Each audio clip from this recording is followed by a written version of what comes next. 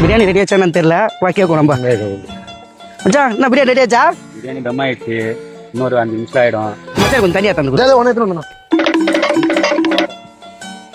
குடு. என்ன மச்சான் தண்ணி குடி. ரொம்ப ரொம்ப நேரமா நெருப்புல இருந்து செஞ்சிருக்க, குடி. போதுமா? சரி மச்சான். அவனும் வேலை செஞ்சுக்கிறானா? என்ன சார் தண்ணி குடி கொஞ்சம். குடுறா இருந்தா குடுறா. பாரு ரொம்ப அனல் வரதுங்க, குடுறா.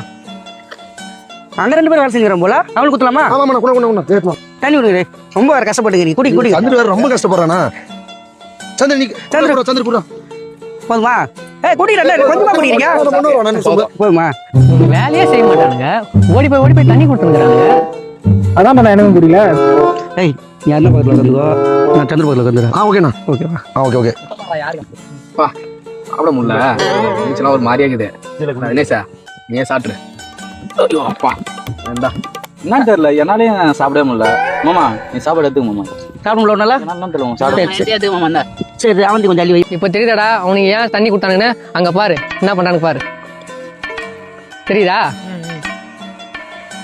அண்ணா இவனை ஏமாத்தி நல்லா சாப்பிட்டான், வீட்டுக்கும் பிரியாணி எடுத்துட்டு போனா. உங்களுக்கு ஏன் தண்ணி கொடுத்தாங்க தெரியுமா? உங்களுக்கு தெரியலடா. உங்களுக்கு தண்ணியும் காட்டிட்டு பிரியாணி எடுத்துட்டு போறானுங்க பாரு. அதுக்குதானா? விஷயம் தெரிஞ்சு போச்சுண்ணா.